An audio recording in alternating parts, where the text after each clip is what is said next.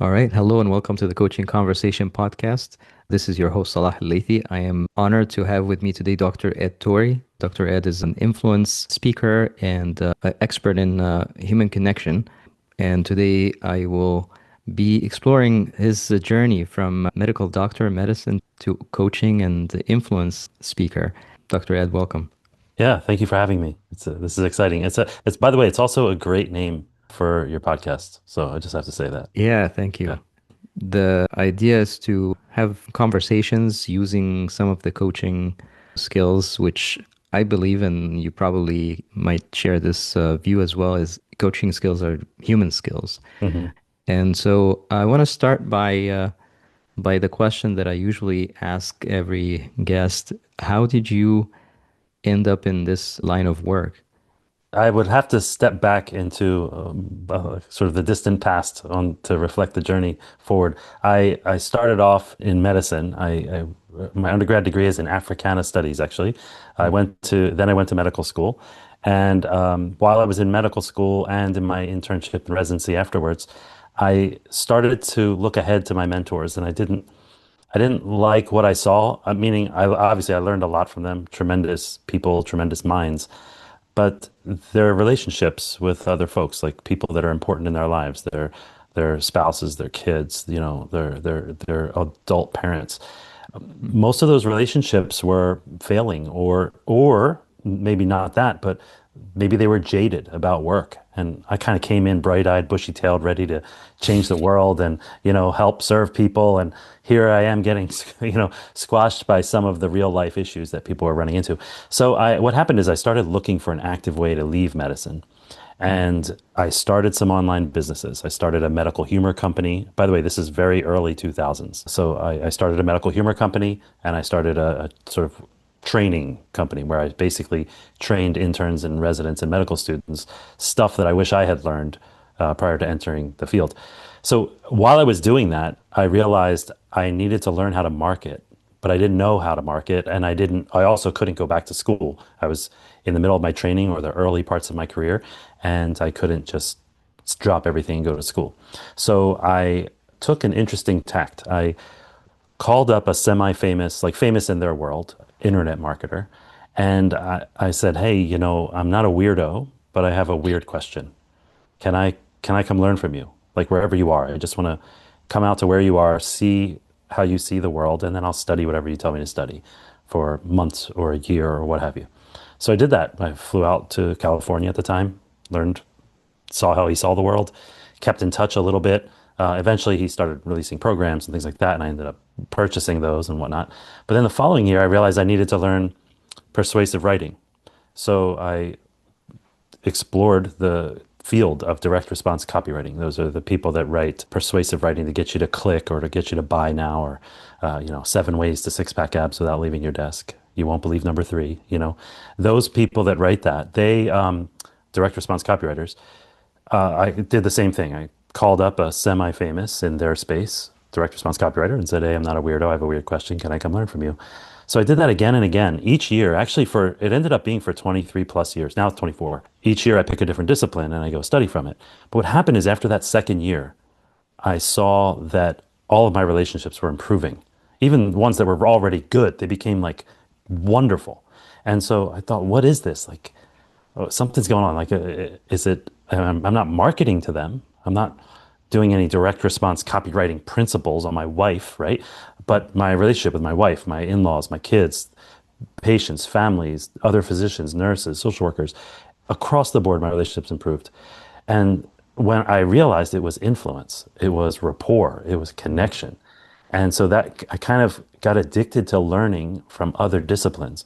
So when I wanted to understand an aspect of it, I would find somebody that was an expert in that particular thing. So when I wanted to understand the non-conscious sort of processing, I studied from hypnotists and hypnotherapists. When I wanted to understand how things are designed, I studied from human factors engineers, the people that study like human error and human performance. When I wanted to understand attention, I studied from magicians. Faces, I studied from facial profilers and caricature artists. Like, so each time I picked something different. And what happened is eventually I brought it all back to healthcare, and I would be called from different parts of the hospital for what they called patient whisperer consults. They would say, "Hey, Dr. Tori, I know this isn't your patient, but can you come like calm him down? He's freaking out." Or can you come and talk to this family? They don't really get it. And so I would be asked to do these things and I would say, you can do them. You don't need me to do this. Like this is just like, and I would like help people with some of those skills. And then eventually started getting called by other departments, the philanthropy department, marketing, news cycle, Mm. it's pretty much all over the health system. So then ultimately ended up starting an influence center inside of a large health system, which was like an internal consultancy. And then now for the past year and a half, I've been on my own doing coaching, consulting, and creating products and books and whatnot. But along the way, what happened is I fell back in love with my career because of my relationships and connection with people. I fell back in love with serving the patient. I fell back in love with, you know, helping that jaded older physician feel better about their career and all they've accomplished, helping with things like burnout and well-being, helping with new ideas and new insights and innovation. That is sort of how I ended up here, I guess. That's a Yeah. long-winded journey, but along the way, lots of interesting learnings. It's a lot of interesting topics or places that seems like you've explored from one thing that led you to the next and the next thing and the next Yeah. thing. I'm curious as to what kept you going on this journey. Was there like a specific thing that led you to from one topic that led you to another? How was that Yeah, for you? so that's a great question. Early on, I think it was need. Like the very first thing was I needed to market. The very second thing was I needed to market with the written word. But then after that, I became interested in sort of whatever was adjacent. So both the marketing world and the direct response copywriting world, obviously they're close to each other, but they allude to the non-conscious processing or subconscious mind. And they often alluded to a couple other disciplines, hypnosis and neurolinguistic programming. So that led me to start to study those. But Mm. then when I was studying those, and by the way, I kind of like went really deep in hypnosis, multiple different types of hypnosis and hypnotherapy and things like that. I really found it to be incredibly high yield for just general influence and rapport and connection, not just practicing hypnosis. Mm. When I went to study game design, the way that occurred was I was on a metro in Washington, D.C., and I saw someone playing the game Bejeweled, like where you match up three jewels and connect the gems, and and then and I noticed some patterns in the game. I noticed those patterns followed some of the things I was learning in hypnosis. And I thought, well, wait a minute, are these hypnotic patterns? Are they intentional? So I tried to call up the developer of Bejeweled. I couldn't. I didn't reach them. But I reached somebody who made a similar game. And I said to them, hey, do you use hypnosis in your game development? And the guy said, what? Yeah, we all do. Like, duh. And I said, what? Like, and then I said, hey, I have a weird question, but I promise you I'm not a weirdo. Can I come learn from you? And so that's how I went to the next thing that was adjacent. Occasionally I would ask myself like, who are the masters of X?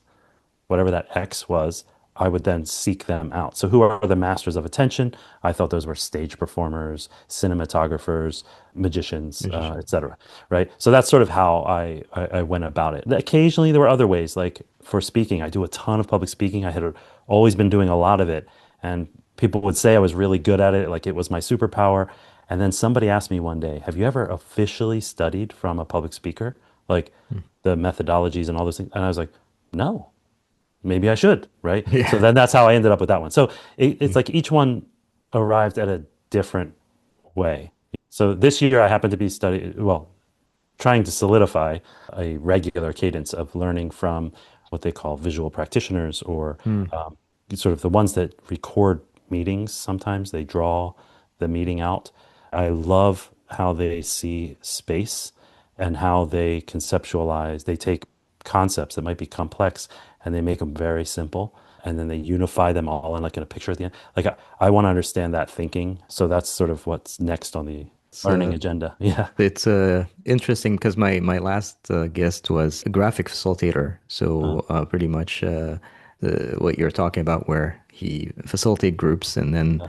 graphically record, and he explained like difference between, visual facilitation and graphic recording. So yeah, I think having that curious mindset and continue to learn based on a need, like something that led you to the next thing, can be very, enriching in terms of how we grow as individuals and leaders. But I wanna go back to you mentioned a couple of things that I want to explore further. One is the medical humor. That's a very very, I'm very interested in humor, like using humor with work. Sometimes we think that humor and work are opposite, Mhm. but really humor is a way to and you can go over this to just Yeah. to kind of lighten up the space and get people to engage. What was that like to have this medical Yeah. humor? It Uh, sounds very it's interesting. It actually helped a lot with sort of my own, I think, stress management and well-being,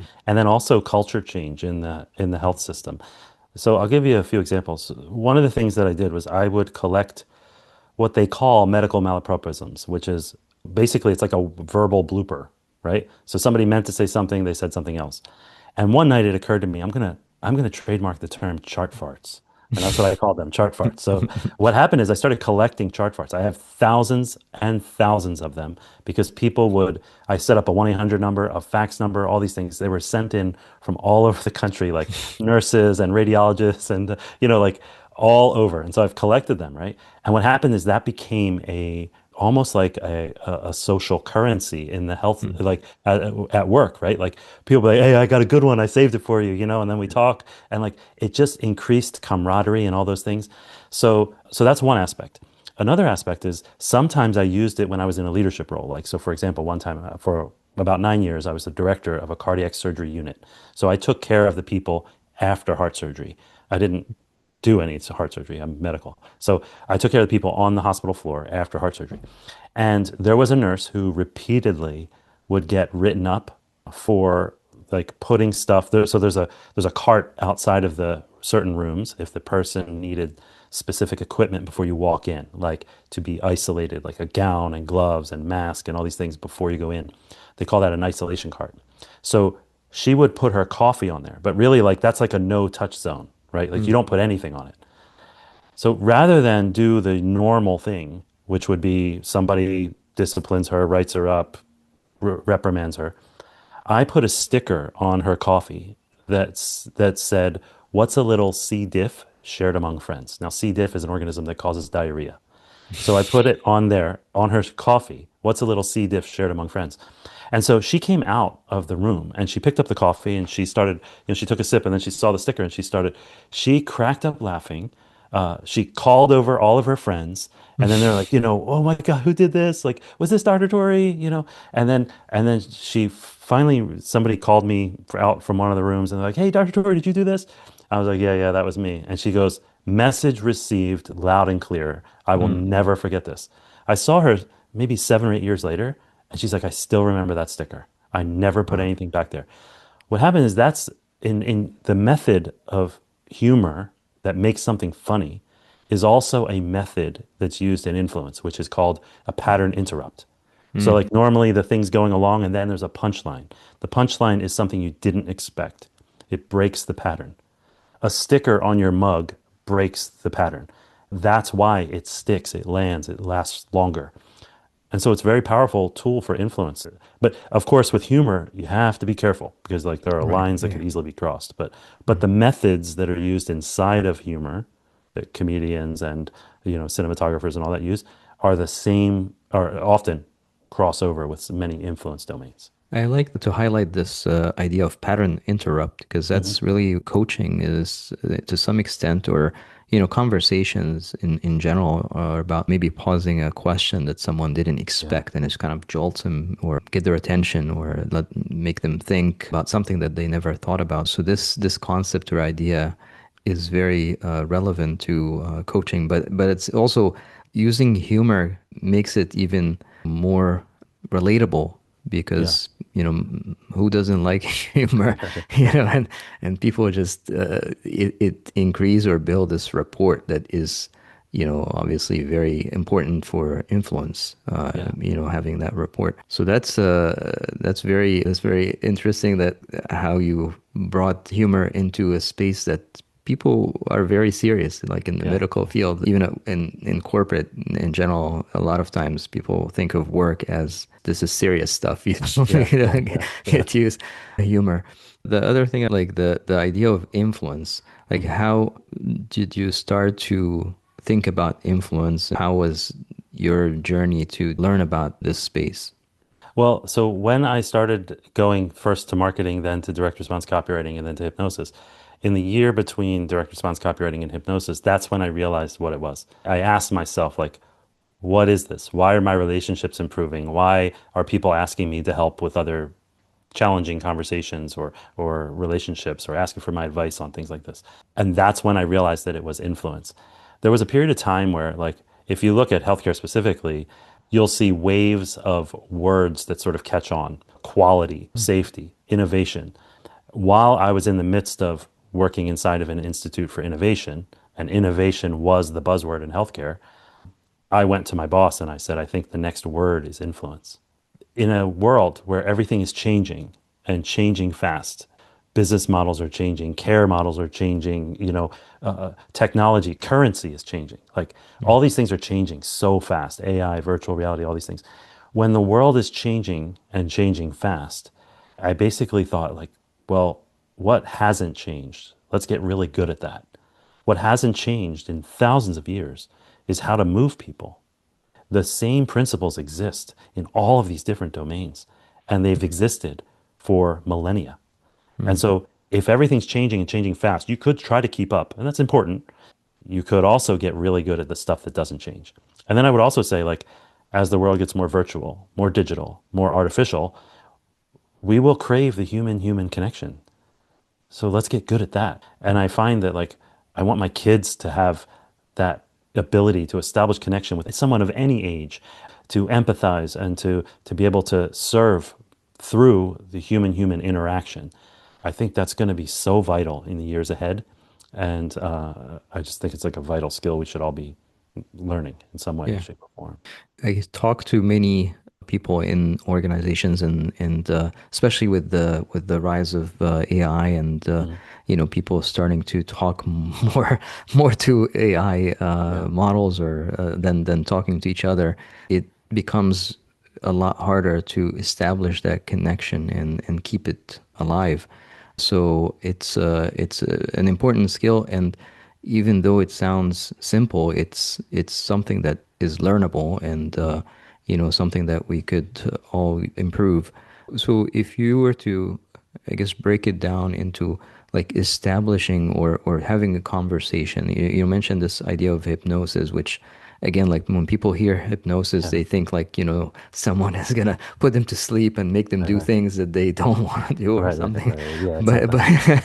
but but but really, we're all in that conversation when we have dialogue where Mm, we're constantly we're influence each other in some ways, right? mhm. So you mentioned this idea of like humor, pattern interruption. How do you influence someone? Well, so it's important to recognize that you're already doing it. Okay, so the question is, are you doing it well? Are you doing it not so well? Are you doing it intentionally or not so intentionally? One of the hangups that people have is that they tend to think that if I'm doing it intentionally, then that's manipulation. That Mm. is not what manipulation is. Manipulation is when you are moving someone where they don't want to go, or in a way that is deceptive, underhanded, ill-intended, right? And it violates the social contract. Like, if I am a parent and I have a child and I'm talking to my child, it is my duty to move my child, right? To influence them. Yeah. If I am a physician and I'm talking to a patient, it's my duty to influence their wellness, their well being, their health. If I'm a coach, it's my duty to influence my client to that better place, whatever they're trying to improve or grow toward, right? The moment I step outside of that social contract and start to move them, hey, purchase my thing, or if I'm a doctor and I'm trying to establish their well-being and their health, but I'm also selling them this cream on the side or skincare thing that just generates money. No, I violated the contract there, right? Or if I recommend something that I know doesn't work. So that's when it starts to get underhanded. I think Yeah. you're just contrasting between how to influence well and Yeah. what are some things that you could do to do it in a malicious way, Yeah. if you will. Like, so you were talking about like what is not influence, right? How do you know as a coach or a leader or as a team member or in general as a family, how do you know that you're doing it well? What are some signals that can show you that Okay. you're not doing it very well? Okay, this is actually a much more massive question than you may have realized. So let me say this. Over those 23, 24 years of study, I have found that all of influence can be put into almost like a single framework. And this is like a framework that I coach from. Essentially, all of it comes down to four main buckets. Now they overlap. The outer ring around all of them is context. Context. So environment, what's happened, not just environment, but like temporal context too. What happened before? What are they anticipating that's coming? So a lot of things in context. There's the environment, the built environment, noise, who's nearby, all those things. Context is very important. The other three are interlocking circles: states, frames, and patterns. So states, those are like emotional states, energy states, physiologic states. The flow state is a type of state, right? Then there are frames, and these frames are the lens through which we see the world or the situation. Sometimes just changing a frame can completely change an emotional experience around it. So frame shifting is important. And then the other is patterns, patterns of thought, patterns of speech, body language is a pattern. Biases are patterns. All of influence can kind of fall somewhere in those or into where they overlap. And so I think it's important to first recognize that this is a vast topic. This is not limited to, I mean, I deeply respect and love his work. Dr. Robert Cialdini wrote a book, Influence, the Psychology of Persuasion, and he has multiple other books that are equally as important. But those come from the realm of social psychology, and that is but one sliver of a massive domain. So now you ask the question, how do you know that like you're having some impact or influence? Well, it depends on what the setting is and who you're trying to influence, right? If you're on a stage, it's different than if you're in a one-on-one conversation. Let me give an example. You're already doing it when you're having a conversation with somebody.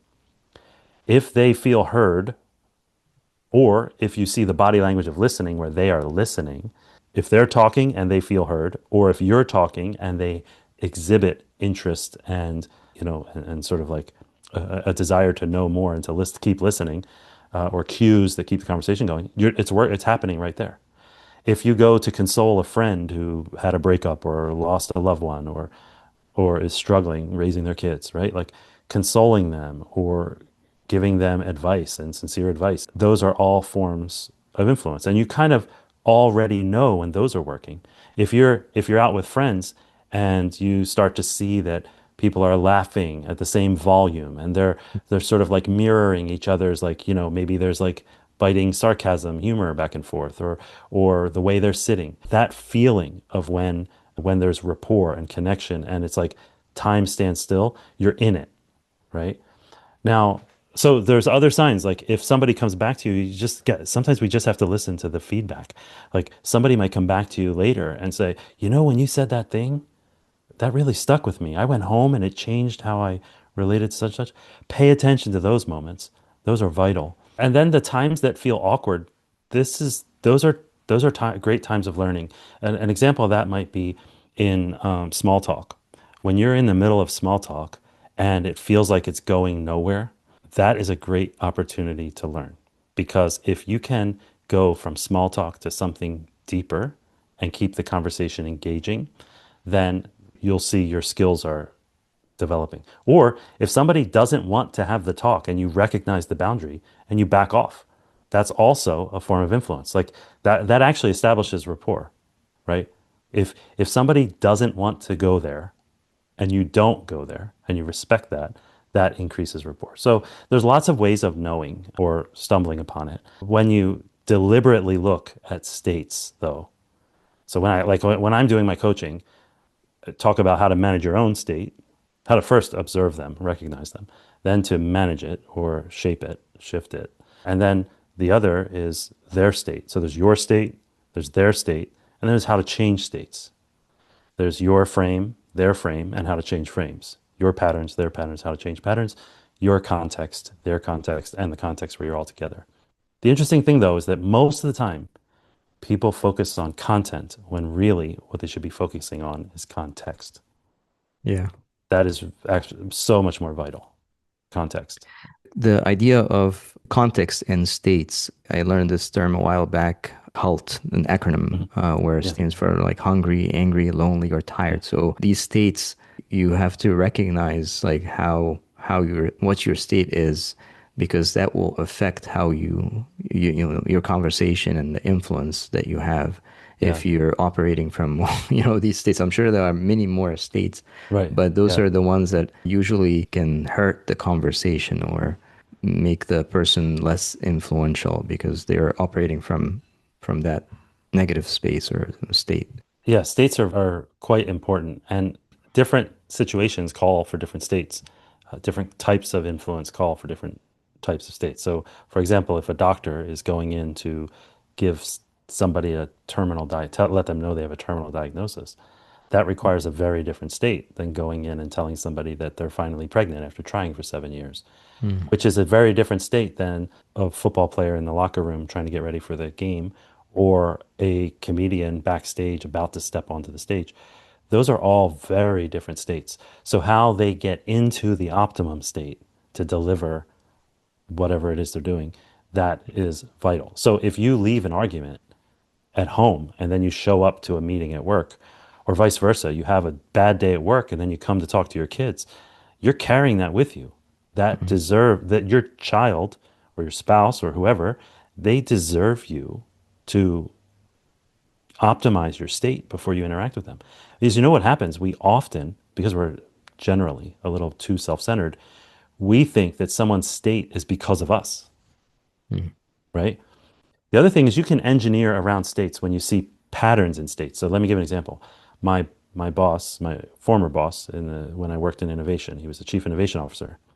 I noticed that he would sort of like he hit a wall at like 2 p.m. He would be tired, he would be irritable, he would be like, that's not the time to approach him with something that's like a eureka moment or a new project or anything like exciting.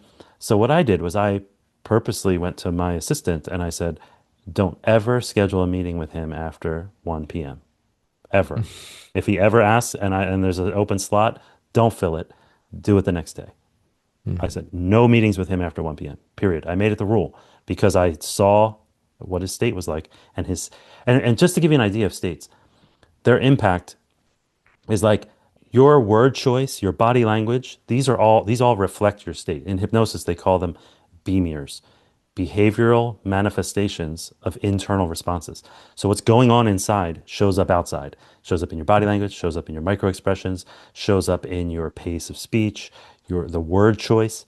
It shows up even in the stories that you have available to you. Like your memory is state dependent. If you and the example is classic example. I first heard this example from one of my hypnotherapy teachers. He said, "Have you ever gotten into an argument with your spouse?" Everybody's like, "Yeah, of course, right?" Okay. Well, when you're in that state, you can think of all the times they violated the thing. You know, they that time they said that, this time they did that, that time they did that. All those are the stories that are available to you at that time in that state.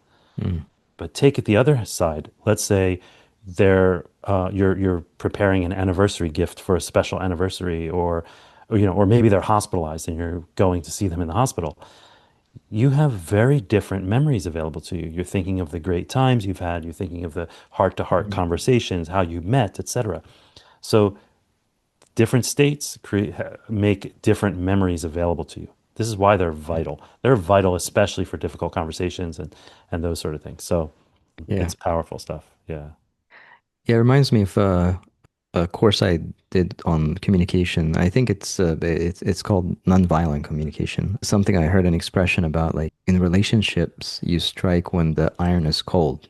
We tend to say strike when the iron is hot, but Yeah, yeah, but in relationships, when things are heating up, you want to yeah, just take a break until it cools off or cool yeah, down, and then you approach the conversation again. So this concept of states also, make me think of what you say is state dependent. Like you yeah, said, if you're in that like tired or angry state or irritated or whatever, you're less likely to have breaks on on yeah, whatever you say to the other person. One thing I notice also, like it requires a lot of awareness, also like mm, social awareness. As you mentioned, the example of your former boss, when you notice that after 2 o'clock, that's not the good time yeah, to approach him, and then you, based on that awareness, you took a different action. I think there is something there about noticing or sensing or less yeah, listening. And I know you mentioned something about listening or a Chinese character that, yeah, yeah, yeah, encompass something about listening that is not just listening. It's like more right. than just listening. Yeah, to illustrate that, these days when somebody is sitting on their phone and they're scrolling and you Mm. say something to them and they don't reply, and then you say, "Hey, Yeah. did you hear me?" And then they kind of look up over their shoulder like, "Yeah, I heard you." But did you? Yeah. Not really, especially not if you look at this one word that I think is one of the most amazing words on planet Earth. Now, there's some disagreement on what some of the characters mean. Essentially, the character to listen, it's the Chinese word is Ting, well, in the transliteration would be Ting. Actually, if you go to drtori.com, so drtori.com/Ting, I have sort of a full explanation of that, a podcast episode describing it and a little quiz. You can quiz yourself on it. But essentially, the whole word means to listen.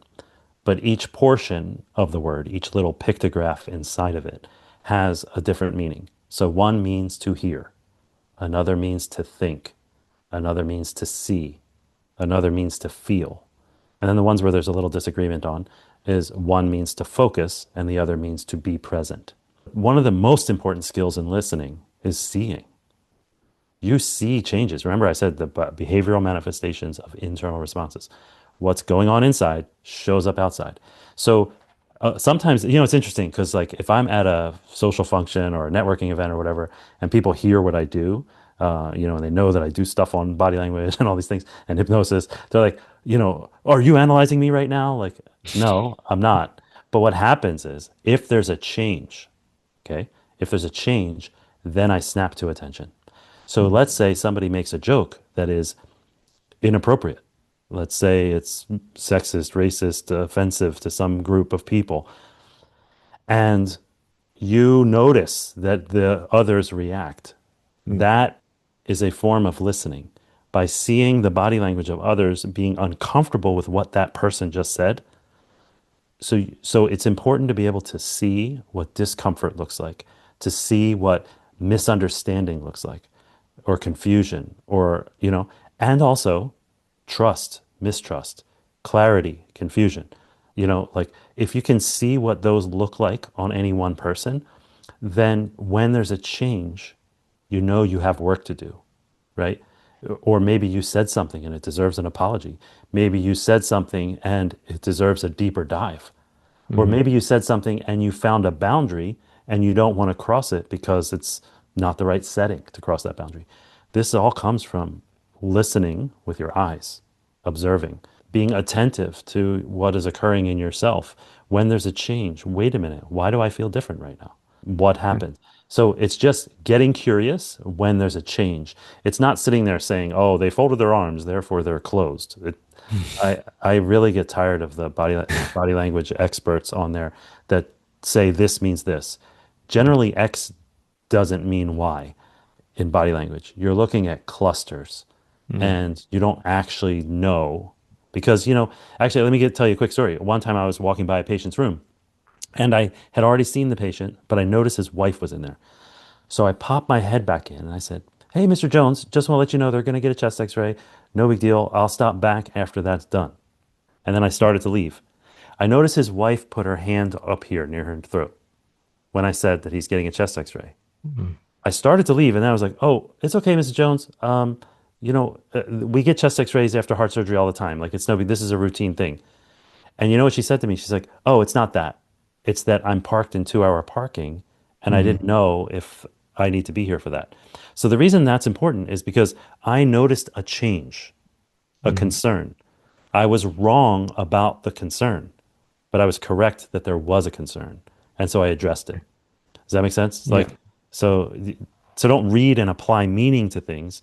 Read and see that there's a change and get curious, if that Yes. makes sense. That's something very relevant in coaching. I know you know this. You ask a question, there's a shift, maybe a change in posture or, like you said, facial expression, and getting curious about that. Sometimes we miss these cues or signals Yeah. because we're either not paying attention or we're in our heads thinking about something else, which again, connect back to the listening. If you're not listening, present, focused, all the things that come with that word, Tīng, then you miss these clues or signals Yeah. to get curious about. Usually these skills are kind of like they work in Uh, tandem with each other. yeah. They're not really like you have to do one step one, do this, step two, do Okay. that. Yeah, no, it's not like that. It's actually very fluid and Mm, dynamic, and that's actually part of the beauty of like human-human interaction. By the way, one thing about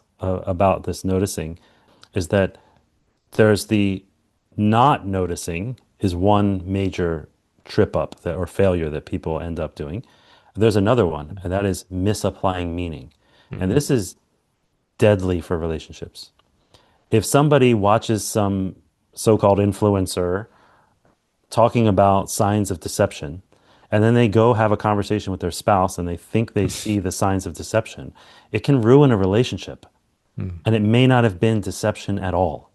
It's just so misattributing meaning to what someone does. It may just be that they're in 2 hour parking and it has nothing to do with what you just Yeah, said, right? yeah, Or what you did, right? It may be that it's halt, right? They are hungry or they're angry or they're like with something else. It has nothing to do with you, right? yeah. And so sometimes we misattribute things, and that is a major faux pas that we have sometimes with our relationships. Yeah, I think with everything that is available now on social media, people tend to watch a video or read an article Yeah, and become an expert in applying yeah, it on other people, and that yeah, could yeah. cause a lot of problems. So I want to shift gears to the idea of hypnosis. I Mm, think you talked about this a little bit. The conversational hypnosis mm. or the hypnosis that happen. What is hypnosis? Is this something that people need to be aware of, or would that help in the influence or conversation that they're having on a regular Yeah. basis? Yeah, so it's a good question, and it's also one fraught with lots of like labels and Mm, misunderstanding. Not your question, but hypnosis is. okay. One of the challenges with hypnosis and hypnotherapy is that it's not a regulated space, right? Like coaching is starting to become a little more regulated. There are certifications and things like that that are recognized, right? Same with hypnosis, but there's also a lot of certifications that are not recognized, but you could sign up and do it in a weekend. For that reason, you have some very poor examples of hypnosis and hypnotherapy out there.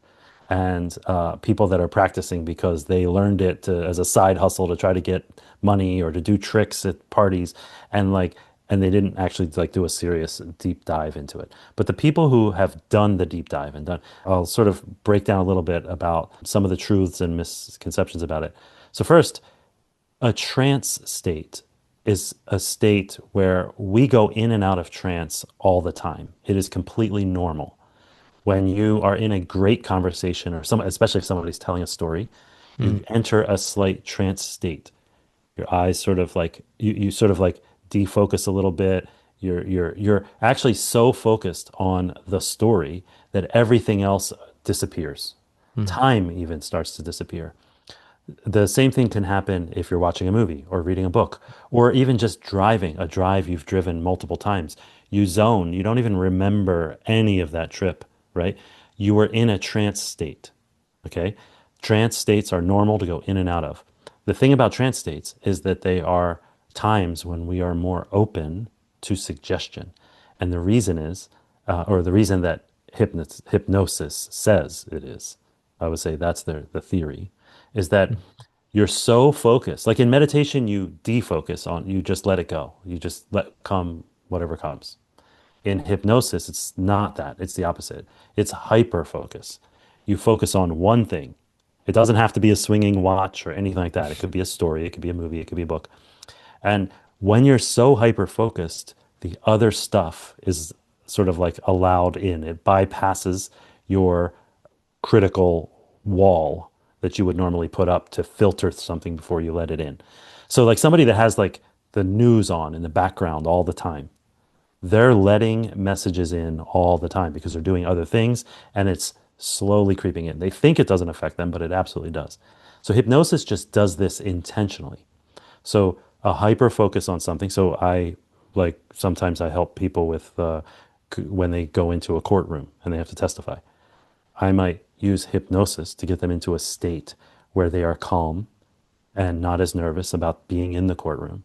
And the way I do that is with sort of like, it almost sounds like guided meditation, really. Mm. But they listen to an audio and it just sort of like I get them to hyper focus on something. And then I give them other suggestions in the form of metaphors or stories or things like that while I'm walking them through it. And then those are suggested. So in conversational hypnosis, which is what you asked about, which I happen to think is one of the highest yield influence domains ever, like at least from the way I learned it. It originally comes from a medical doctor who was also a hypnotherapist, Dr. Milton Erickson, but I learned it from someone named Igor Lidochowski, and he describes a conversation, a model of conversation. If you imagine concentric rings, before the conversation starts, you're nearby, but you're not engaged. Influence is starting just nearby. There's first impressions, there's safe, not safe. These sort of judgments are already being made. There's the vibe and environment that's created by whatever you're doing when you're nearby. Then there's a greeting, right? And this is where a lot of people think the first impression starts. It's certainly an important part, but that's not always first. But anyway, there's a greeting. Then you enter into small talk. And this small talk band around the outside of this conversational circle is an area where you bounce around to different subjects. Hey, did you see that football game? And, and you just bounce around the weather, and then this, and then the summer coming up and kids going back to school. Like you start to bounce around to all these surface topics. And then eventually, if rapport gets established and there's time and the conversation deepens, you go into what they call deep talk or big talk. While you're in that space, that's where real work happens. When you have deeper rapport, you start to tell stories, you start to see problem states, resource states, and you start to like do deep work in that space. So that's what conversational hypnosis is. It basically uses story and conversation to induce trance, and while in trance, help you solve your own problems. It's analogous to like what a lot of therapists do and also what a lot of coaches do is like it's in that space when there's deep rapport that you get the change to occur. I think that what I'm gathering from our conversation so far is like all of these skills are towards like the idea of like connection, as you mentioned, or like the Mhm. human connection, Yeah. using all these skills to connect as humans. And a lot of times, I am an introvert, so I don't necessarily appreciate small talk very very much. But I learned that even though it's called small talk, it's not really small. It's It not is small at all. it's Yeah. not small at all because Yeah. that's how we establish rapport. Now, I mean, we've learned during the pandemic, and we're still kind of coming back to this idea of connection because it was all online, all virtual at one Mm. point. We moved from the next meeting to the next meeting or to the next conversation to the next conversation. And it's almost like, we click, turn on, let's get to work. We started to lose that human connection. In fact, there has been some research from coaching companies or platforms where they found that the social connection was Mhm. lacking because people don't have that, maybe the skills or the ability to connect with each other using some of these skills. And so having conversational hypnosis or the idea of influence or building a rapport or small talk or listening, all of these skills, are essential to make these human connections. And also, I would say it's important to recognize, getting back to small talk, like I don't think there's a single relationship any one of us has, with the exception of like parents and siblings. There's not a Mm, single relationship that you have that didn't start with small talk. They all started with small talk. It's like the warm up before the deeper stuff. It's mm, also a survey of the land. Like, oh, so they like football and this weather thing, and then they grew up in this area and they speak that language and they have this thing. Or they have kids, they don't have kids. They have pets, they don't have pets. Like you're all along the way, you're finding potential connect points. And those are important. While in small talk, though, one of the reasons it doesn't feel good sometimes is because the conversations that do feel good feel so good that small talk feels like so distant. But when we're in small talk, we're typically in the domain of statements and facts. mm, Hey, how are you doing? Good. Where did you go? I went to Philadelphia. Those are statements. But mm, if you say, "Hey, where did you go?" "Oh, I went to Philadelphia. I grew up there. I was actually raised there. My family is Irish, German, and Italian, and my Italian side of the family lives in South Philly. I kind of grew up there. I'm a Philly sports fan, everything." That starts to become story, mm, right? That's not fact. It's one answer, blah, blah, blah. So that's how you know you sort of like start to go deeper. It's mm, when you've hit a point in a small talk moment where you start to go deeper because of a shared connection or a shared connect point. mm, And one of the other things I would say is that human connection is not the end game because, at least not in influence, it is a vital piece. But to influence somebody so that they thrive, or to influence somebody so that they get better at something or some skill or some mindset thing or help them change in a way that is beneficial, that's what influence. So the connection part is vital to the influence, but the influence is the doing the actual work of the coaching or of the therapy or of the being a good friend and helping them through the loss, right? Yeah, I almost, describe this as you're traveling and you have like this navigation and you put your destination and then there are many different routes you can take to get there. So a lot of these things can be the routes to the destination. Like you said, it's not like the end goal is not Mm. the skill itself. The skill is something to get you to the end goal or the destination that you're going. And there's a Uh, lot of ways to get there. In right, a fact, lot of I would ways say there. one of the things for coaching that's really vital is there's a principle where they call it cryptomnesia, which is like if you hear something that's really like insightful and you learn something, sometimes it's like a powerful concept and you remember the concept, but then you forget the source. Okay? So you forget who said it to you or who helped you discover it. So you later think about the same thing, and when that happens and you don't remember the source, you think it's your idea. This is actually a vital tool or a vital, I would say, property that coaches need to be aware of because you want the change. It doesn't have to be associated with you. In fact, it's Mm, better if it's their change that they've arrived at. And all the tools of coaching, all the ways of asking questions and all the ways of arriving at things, they're all designed to arrive at that same space. But this is what's happening.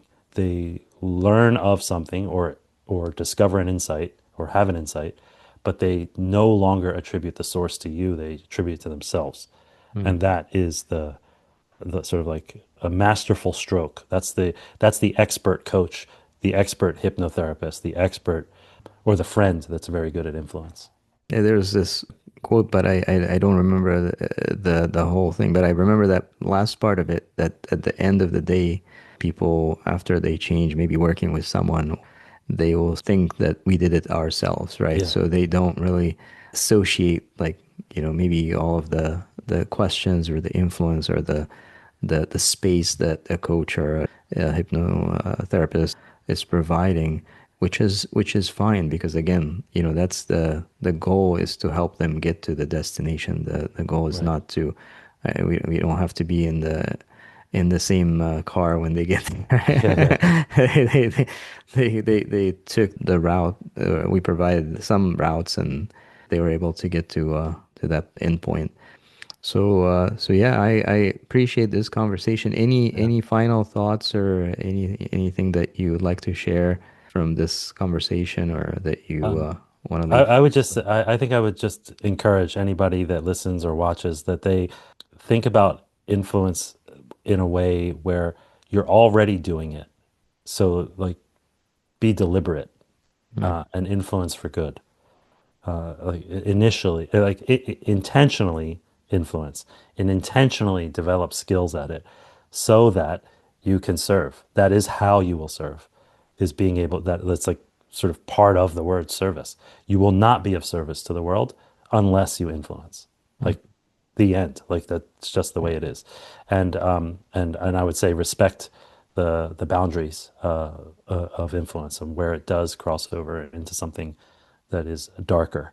And there's a reason we feel dirty when we're exposed to some of that, the darker elements of it. So like, just make sure the intentions are pure, the service is sincere and genuine, and it's not deceptive in any way, and you're not violating that social contract. So I would say just be deliberate. And if I can be of service to anybody, they can, of course, reach out and connect on any of the social channels or what have you. But I think your website is influence or yeah, so or influence. You can go drtori.com. to drtori.com, drtori.com. drtori.com. That'll get you there. Thank you, Dr. Tori. I appreciate Yeah. your time and insights. Maybe we'll have a part two, because there Okay. are a Yeah. few other things that probably don't have the time to explore. But I appreciate the time that you've provided, and hope to see you again. Thank you very much. Thanks for having me.